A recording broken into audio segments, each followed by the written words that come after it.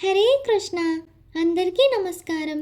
ఈరోజు భగవద్గీత మొదటి అధ్యాయంలోని 31వ శ్లోకం నుంచి వివరించుకుందాం. నచ శ్రేయోను పశ్యామి హత్వా స్వజనమాహవే నకాంక్షే విజయం కృష్ణ నచ రాజ్యం సుఖాని చ. ఈ శ్లోకంలో అర్జునుడు అంటున్నాడు, కృష్ణ, ఈ యుద్ధంలో సొంత మనుషులను చంపడం ద్వారా ఏ విధంగా శ్రేయస్సు కలుగుతుందో నేను ఊహించుకోలేకపోతున్నాను. తర్వాత విజయమును గాని రాజ్యమును గాని సుఖమును గాని నేను కోరను. భాష్యము: తనకు నిజమైన లాభము విష్ణువులోనే లేదా కృష్ణునిలోనే ఉన్నదని తెలియక జీవులు ఈ శరీర సంబంధాలకు ఆకర్షితులయ్యి ఇందులోనే సుఖం కలుగుతుందని ఆశపడతారు. ఈ మాయలో పడిపోయి జీవులు అన్నింటికీ కారణమైన శ్రీకృష్ణుడే ఆనందానికి కూడా కారణమనే విషయాన్ని మర్చిపోతారు.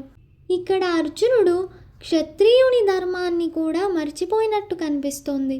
బంధువులనే కాకుండా తన శత్రువుల్ని చంపడానికి కూడా ఒప్పుకోలేదు. తన వారిని చంపడం ద్వారా జీవితంలో సుఖం కలగదని అతడు భావించాడు. అర్జునుడు ఇప్పుడు అడవికి వెళ్ళి వ్యర్థంగా ఒంటరి జీవితాన్ని గడపడానికి నిశ్చయించుకున్నాడు. కానీ క్షత్రియునిగా అతనికి ఒక రాజ్యం ఉండాలి. కానీ అర్జునునికి రాజ్యం లేదు. తన సోదరులతో యుద్ధం చేసి రాజ్యాన్ని తిరిగి పొందడం తప్ప ఇంకా వేరే అవకాశం లేదు. కానీ అర్జునుడికి యుద్ధం చేయడం ఇష్టం లేదు.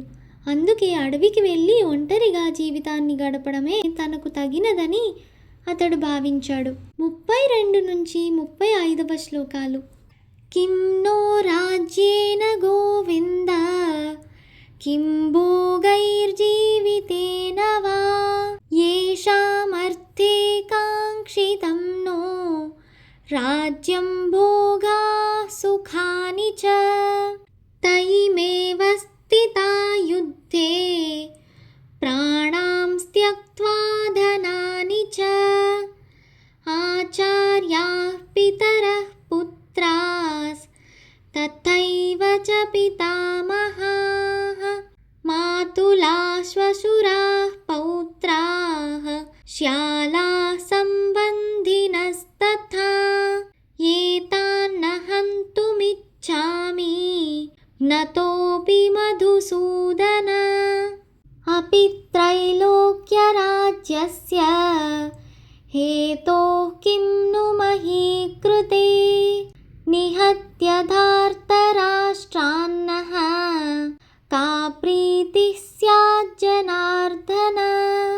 ఈ శ్లోకంలో అర్జునుడు అంటున్నాడు, ఓ గోవిందా, మేము ఎవరి కోసమైతే రాజ్యమును సుఖమును చివరకు జీవితమును కోరుకుంటున్నామో వారే ఇప్పుడు ఈ యుద్ధరంగంలో నిలబడినప్పుడు వాటి వలన మాకు ఉపయోగం ఏమిటి?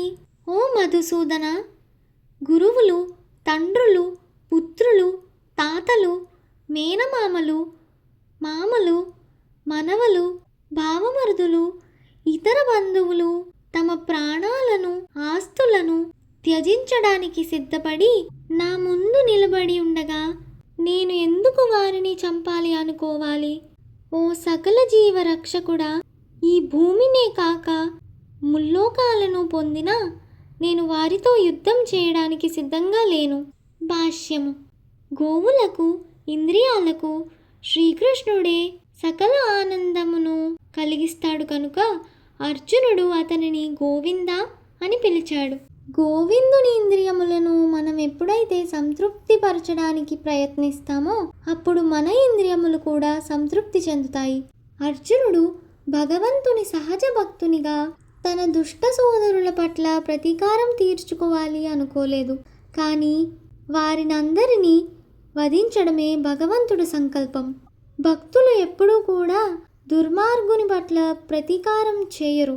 కానీ భక్తుని పట్ల దుర్మార్గం చేసిన వారిని శ్రీకృష్ణ భగవానుడు క్షమించడు. శ్రీకృష్ణుడు తన విషయంలో ఒక వ్యక్తిని క్షమించగలడు, కానీ తన భక్తులకి హాని చేసిన ఎవరిని శ్రీకృష్ణుడు క్షమించడు. అందుకే అర్జునుడు తన సోదరులను క్షమించాలి అనుకున్న దుష్టులందరినీ సంహరించాలి అని భగవంతుడు నిశ్చయించుకున్నాడు. ఇంతటితో ఈ శ్లోకం ముగిసింది. ధన్యవాదములు. హరే కృష్ణ.